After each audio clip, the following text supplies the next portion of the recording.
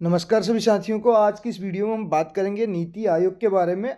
तो Uttarakhand lecturer screening की अगर बात की जाए तो उसमें आर्थिक नियोजन की अगर बात करें हम, ठीक है, नियोजन की अगर बात करें या विकास संबंधी जो कार्य हैं, आपको पता है इनके लिए पंचवर्षीय योजनाएं होती हैं। और जो योजना बनाने का काम होता था वो पहले किसका होता था? योजना आयोग का होता था। पहले किसका काम होता था? योजना आयोग का। और योजना आयोग का ही नया नाम आज की डेट में क्या रख दिया गया? नीति आयोग। योजना आयोग का ही नाम बदलकर क्या कर दिया गया है? नीति आयोग कर दिया गया है। तो नीति आयोग के बारे में आज हम बात करने वाले हैं। वीडियो के अंत तक बने रहिएगा। 5 से 7 मिनट के अंदर अंदर नीति आयोग से रिलेटेड जितने भी इंपॉर्टेंट फैक्ट्स बन सकते हैं, पॉइंट्स बन सकते हैं, उनको हम कवर करने की कोशिश करेंगे। तो नीति आयोग की अगर बात करें, नीति आयोग में आप देख सकते हैं, हमने कहा इसका प्राचीन नाम क्या था। इसको ही पहले पुराना नाम इसका था, प्राचीन नाम इसका क्या था? इसका प्राचीन नाम की अगर बात की जाए, इसका प्राचीन नाम क्या था? योजना आयोग था। इसका प्राचीन नाम जो था योजना आयोग था। योजना आयोग के नाम से इसको पहले जाना जाता था। और अगर योजना आयोग की बात करें तो योजना आयोग का गठन हुआ था कब? योजना आयोग का गठन हुआ था 15 मार्च 1950 को। योजना आयोग का गठन कब हुआ था? 15 मार्च 1950 को। ठीक है, ये पॉइंट आपको नोट डाउन कर लेना है। 15 मार्च जो है 1950 को योजना आयोग का गठन किया गया था। जब हम बात करें, जब भारत स्वतंत्र हुआ था उसके बाद जो है पंडित जवाहरलाल नेहरू की जो है अध्यक्षता में जो है आर्थिक नियोजन समिति का गठन किया गया। और इस आर्थिक नियोजन समिति की सिफारिश पर जो है 15 मार्च 1950 को जो है योजना आयोग का गठन किया गया। प्लानिंग कमीशन के नाम से इसको जाना जाता था पहले। अब वर्तमान में इसको किस नाम से जाना जाता है? नीति आयोग के नाम से जाना जाता है। और नीति आयोग का गठन कब हुआ? 1 जनवरी 2015 को हुआ। कब हुआ नीति आयोग का गठन? 1 जनवरी 2015 को हुआ। और नीति आयोग के अगर फुल नेम की बात करें, नीति इंग्लिश में बोला जाता है NITI। NITI ध्यान रखना है, NITI नीति। तो इसका फुल फॉर्म क्या है? नेशनल इंस्टीट्यूशन करके, ठीक है, नेशनल, इस चीज़ को भी आप नोट डाउन कर सकते हैं, national institution, national institution of transforming India करके है। क्या है? सॉरी, नेशनल इंस्टीट्यूशन फॉर है, ऑफ ना होके national institution for transforming India, transforming India, ये आपको ध्यान देना है। तो नीति आयोग के अगर नीति की फुल फॉर्म क्या है? N means national institution for transforming India, ठीक है। ट्रांसफॉर्मिंग का मतलब होता है परिवर्तन, ठीक है। राष्ट्रीय संस्थान है एक, कैसा? भारत परिवर्तन, राष्ट्रीय भारत परिवर्तन संस्थान के नाम से भी इसको जाना जाता है। और इसका मुख्यालय कहाँ है? इसका मुख्यालय है दिल्ली में, नई दिल्ली में इसका मुख्यालय है। और जो इसके अध्यक्ष होते हैं वो कौन होते हैं? इसके अध्यक्ष पदेन प्रधानमंत्री यानी कि होते हैं, ठीक है। याद रखना, जो इसका अध्यक्ष होगा वो कौन होगा? जो पदेन प्रधानमंत्री होगा, जो उस टाइम पे पद पर होंगे वही इसके अध्यक्ष होंगे। नीति आयोग की हम बात कर रहे हैं। तो आगे देखिए, इसमें कुछ इंपॉर्टेंट पॉइंट्स हमने और लिए हुए हैं, ठीक है, जो हम आगे डिस्कस करने वाले हैं। तो देख सकते हैं पॉइंट्स क्या क्या है हमारे पास। पॉइंट्स की अगर बात करें हम,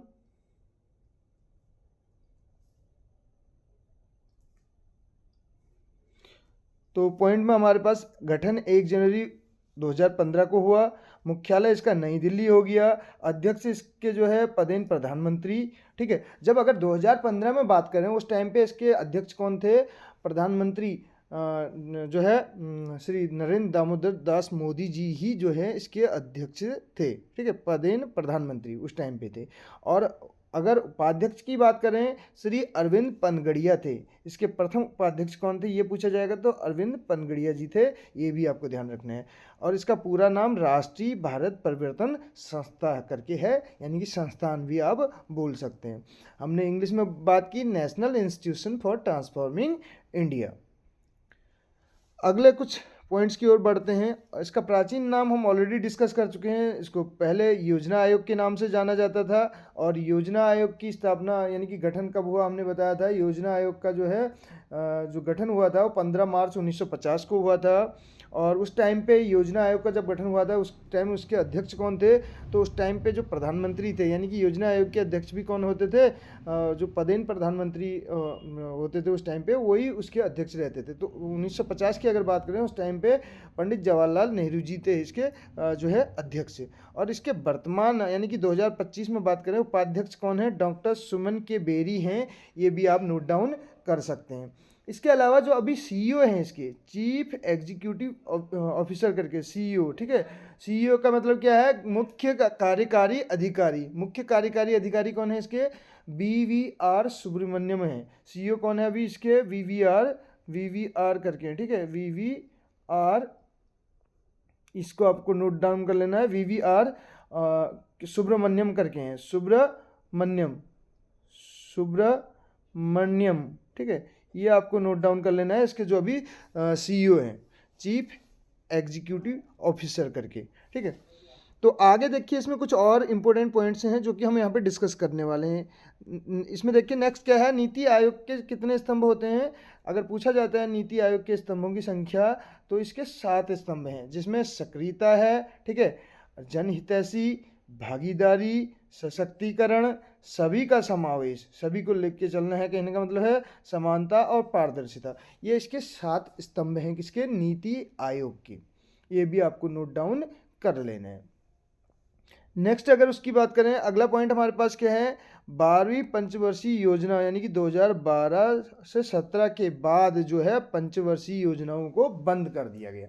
तो कहने का मतलब पंचवर्षीय योजनाएं, कितनी पंचवर्षीय योजनाएं तक जो है चल पाई थी, 12 तक। और 12वीं पंचवर्षीय योजना का टाइम पीरियड क्या था, 12 से 17, 2012 से 17 था। और उसके बाद जो है पंचवर्षीय योजनाओं को बंद कर दिया गया, क्योंकि नीति आयोग, हमने बात की 2015 में नीति आयोग आ गया था, ठीक है। तो यहाँ से फिर कुछ नई नीतियाँ बनती हैं, उनके बारे में भी हम डिस्कस करेंगे। आगे देखिए जो अदर इम्पोर्टेंट पॉइंट्स हैं उसमें हमारे पास क्या है, 12वीं पंचवर्षीय योजना का लक्ष्य जो था, अब 12वीं पंचवर्षीय योजना थी, उसका लक्ष्य क्या था, अल्पसंख्यकों की सामाजिक आर्थिक दशाओं में सुधार लाना और उनके जीवन स्तर को उन्नत बनाना था। 12वीं पंचवर्षीय योजना का टाइम पीरियड क्या था, आपने अभी देखा 2012 से लेकर 17 तक। और 12वीं पंचवर्षीय योजना के बाद से नीति आयोग आ गया, ठीक है। यानी कि 12वीं पंचवर्षीय योजना चल रही थी, उसी दौरान नीति आयोग का गठन किया गया और इसने एक ड्राफ्ट एक्शन प्लान पेश किया, जिसके आधार पर 15 वर्षों के लंबे विकास योजनाओं पर काम किया जाएगा। अब जो है एक ड्राफ्ट एक्शन प्लान इन्होंने पेश किया, उसके तहत जो है 15 वर्षों तक जो है लंबे विकास कार्य, यानी कि जो प्लानिंग है वो 15 वर्षीय होगी अब, ठीक है, उस पर काम किया जाएगा। अब देखते हैं जो पंचवर्षीय योजनाएं रही हैं उनके बारे में बात करते हैं थोड़ा सा, और इनके बीच बीच में जो भी इंपॉर्टेंट पॉइंट्स हैं वो भी हम डिस्कस कर लेंगे। पहली पंचवर्षीय योजना की अगर बात की जाए तो इसका टाइम पीरियड क्या था, आप देख सकते हैं 51 से 56। तो पहली पंचवर्षीय योजना का टाइम पीरियड क्या था, 51 से 56। पहली पंचवर्षीय योजना कब स्टार्ट हुई, 1 अप्रैल को। कब हुई थी, याद रखना, 1 अप्रैल 1951 से स्टार्ट हुई। 1 अप्रैल 1951 से स्टार्ट हुई, इसको आपको ध्यान रखना है, और 56 तक इसका जो है टाइम पीरियड रहा। तो अगर इसका लक्ष्य क्या था पूछ लिया जाए, तो ये कृषि क्षेत्र पर आधारित थी। किस क्षेत्र पर आधारित थी, कृषि क्षेत्र पर आधारित थी। ये भी आपको ध्यान रखना है, यानी कि इसमें मेन जो फोकस किया गया वो कृषि क्षेत्र पर किया गया। और इसी में अगर बात करें दूसरा जो है, जो दूसरी पंचवर्षीय योजना है 56 से 1956 से लेके 61 तक रही, जिसमें औद्योगिक विकास पर जोर दिया गया। किस विकास पर दिया गया, औद्योगिक विकास पर इसमें जोर दिया गया, दूसरी पंचवर्षीय योजना। अब जो दूसरी पंचवर्षीय योजना थी ये एक विशेष मॉडल पर आधारित थी, और वो मॉडल कौन सा था, पीसी महालनोबिस मॉडल था। क्या था, पीसी महालनोबिस। आपने ये नाम सुना होगा, PC Mahalanobis. PC Mahalanobis model पर ये आधारित थी। और पीसी महालनोबिस कौन थे? पीसी महालनोबिस यानी कि प्रशांत चंद महालनोबिस करके इनका पूरा नाम है। प्रशांत चंद महालनोबिस करके इनका पूरा नाम है। ये एक भारतीय वैज्ञानिक और सांख्यिकीविद थे, ठीक है। और इनको भारतीय सांख्यिकी का जनक कहा जाता है। ये पॉइंट आप नोट डाउन कर सकते हैं। पीसी महालनोबिस को क्या कहा जाता है? भारतीय सांख्यिकी का जनक, भारतीय सांख्यिकी का जनक कहा जाता है, भारतीय सांख्यिकी का जनक कहा जाता है। किसको कहा जाता है भारतीय सांख्यिकी का जनक? पीसी महालनोबिस को। और पीसी महालनोबिस मॉडल पर कौन सी पंचवर्षीय योजना आधारित थी? द्वितीय पंचवर्षीय योजना आधारित थी। इसको आपको ध्यान रखना।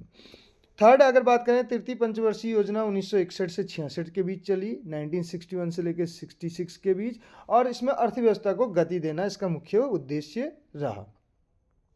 इसके बाद हमें देखने को मिलता है अब 66 से लेके 69 के बीच में, 66 से 69 के बीच में जो 1966 था, यहाँ से लेके 69 के बीच में योजना अवकाश।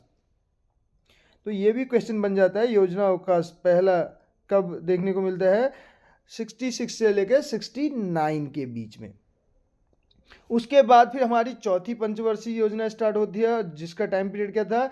69 से 74 था, जो कि आर्थिक विकास और आत्मनिर्भरता इसका मुख्य उद्देश्य था। चौथी पंचवर्षीय योजना का उद्देश्य क्या था? आर्थिक विकास और आत्मनिर्भरता।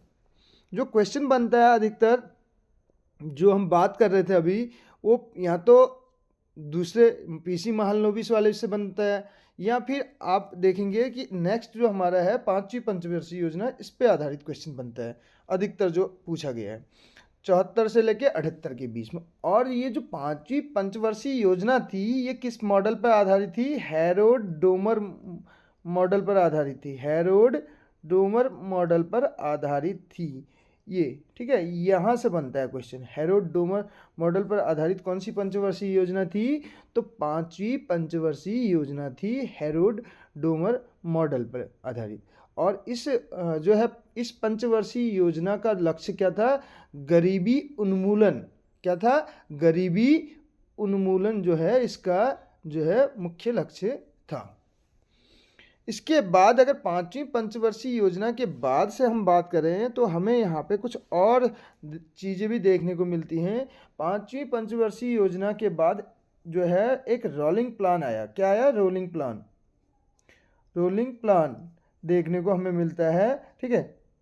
देखिए 78 से 80 के बीच में, 78 से लेके 80 के बीच में हमें क्या देखने को मिलता है? हमें देखने को मिलता है रोलिंग प्लान, ठीक है। रोलिंग प्लान देखने को मिलता है, जो कि किसके द्वारा वो किया गया था? उस टाइम पे भारतीय जनता पार्टी यानी कि जनता पार्टी सरकार ने इसको पेश किया था। पांचवी जो पंचवर्षीय योजना थी, उसको खारिज करने के बाद ये रोलिंग प्लान लाया गया था, ठीक। अब बात करें आगे, और रोलिंग प्लान की बात करें तो रोलिंग प्लान के जनक कौन थे? अगर इस टाइप से कभी क्वेश्चन पूछ लिया जाता है, रोलिंग प्लान के जनक की अगर बात की जाए, तो इसके जनक कौन थे?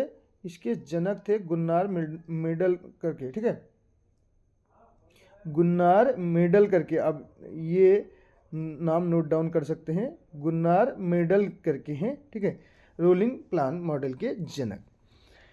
अब अगला जो हमारी अगली पंचवर्षीय योजना है आपके सामने, छठी पंचवर्षीय योजना है, आप देख सकते हैं। और छठी पंचवर्षीय योजना का जो है टाइम पीरियड 80 से 85, सातवीं का जो है 85 से 90, और 90 फिर यहाँ पे देखिए 90 के बाद क्या हुआ?